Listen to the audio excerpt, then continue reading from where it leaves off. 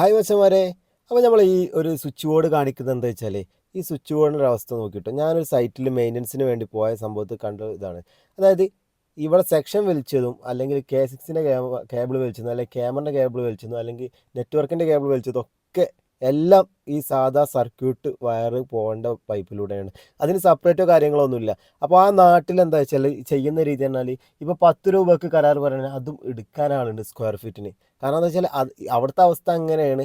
അപ്പോൾ ഞാൻ ഓണറോട് ചോദിച്ചു, ഇതെന്താ ഇങ്ങനെ ഇവിടെ ചെയ്തതെന്ന് ചോദിച്ചപ്പോൾ ഓണർ പറയാം, ഇവിടെയൊക്കെ ഇങ്ങനെയാണ് ചെയ്യൽ തന്നെ. അപ്പോൾ ഞാൻ ചോദിച്ചു, ഇതിലിപ്പോൾ ഒരു വയർ നമുക്ക് തിരഞ്ഞു പിടിക്കാനും അതേപോലെ തന്നെ ഈ ഒരു വയർ ഇങ്ങനെയൊക്കെ കയറ്റി വിട്ട് ചെയ്ത് കഴിഞ്ഞാലും എന്താ സംഭവിക്കാൻ നമുക്ക് വല്ല ധാരണ ഉണ്ട് വെച്ച്. അല്ല, ആ ഇലക്ട്രീഷ്യൻ അടിപൊളിയാണല്ലോ, ആൾ അടിപൊളിയാണ്, അയാൾക്ക് കുറേ എക്സ്പീരിയൻസ് ഉണ്ടല്ലോ എന്നൊക്കെ പറഞ്ഞു. എക്സ്പീരിയൻസ് ഉണ്ടായിട്ട് കാര്യമില്ല. നല്ലൊരു അറിവ് കിട്ടുകയാണെങ്കിൽ എക്സ്പീരിയൻസിൻ്റെ ആവശ്യമൊന്നുമില്ല. അത് നല്ലൊരു ആശാൻ്റെ കൂടെ വർക്ക് എടുത്താലേ ആ എക്സ്പീരിയൻസ് നമുക്ക് കിട്ടുള്ളൂ. കാരണം ഇതേപോലെ ഒരിക്കലും നമ്മൾ എന്ത് ചെയ്ത് വയറ് വലിക്കരുത്. കാരണം എല്ലാ ജംഗ്ഷനിലും ഏകദേശം ജെ ബി ഈ വീട് മൊത്തം ടോട്ടൽ ചെയ്തത്.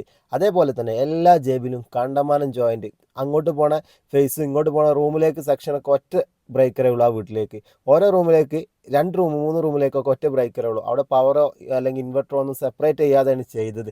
ഇതിൽ നമുക്ക് ഇനി ഒരു റീവയറിങ് നമുക്ക് പ്രായോഗികമല്ല. കാരണം ഫുൾ വയർ റിലീസ് ചെയ്തിട്ട് രണ്ടാമത് സെറ്റാക്കി എടുക്കേക്കാരും പ്രായോഗികമായുള്ള കാര്യം. അപ്പോൾ മച്ചാന്മാരെ, ഈ കൂടുതൽ ഇതിൽ പെട്ടുപോകുന്ന പ്രവാസികളായ സുഹൃത്തുക്കൾ, കാരണം അവർക്ക് വീട്ടിലത് നോക്കാനുള്ള ഒരു സാഹചര്യം ഉണ്ടാവില്ല, അല്ലെങ്കിൽ വീട് വർക്ക് നടക്കുന്നിടത്തൊന്നും വന്നിരിക്കാൻ പറ്റിയൊരു സാഹചര്യം ഉണ്ടാവില്ല. ആ സാഹചര്യം മുതലെടുക്കുകയാണ് ഇങ്ങനത്തെ ഇലക്ട്രീഷ്യന്മാർ ചെയ്യുന്നത്. കാരണം ആ ഭാവത്തിന് എത്രയോ പൈസ എന്തായാലും നഷ്ടം വന്നിട്ടുണ്ടാവും. കാരണം നമ്മളോട് പറയുന്ന സമയത്ത് നമ്മളോട് എന്താ പറയുക വെച്ചാൽ, ഇത് നമ്മൾ അന്ന് ചെയ്ത് ഒരു നാട്ടിൽ നല്ല അറിയപ്പെട്ട ഒരു ഇലക്ട്രീഷ്യനാണ്. അപ്പോൾ കാര്യങ്ങളൊക്കെ അന്വേഷിച്ച് നോക്കുമ്പോൾ എന്താ വെച്ചാൽ, ഇലക്ട്രീഷ്യൻ നോർമലി ഇങ്ങനെ ചെയ്യൽ, ഇവിടെ കോമ്പറ്റീഷനാണ്. ഇപ്പം 60 രൂപ സ്ക്വയർ ഫീറ്റുള്ള നാട്ടിൽ അത് 10 രൂപക്ക് എടുക്കാൻ ആളുണ്ട് എന്നുള്ളതാണ് ഇത് ഇവിടുത്തെ ഏറ്റവും വലിയ പ്രത്യേകത.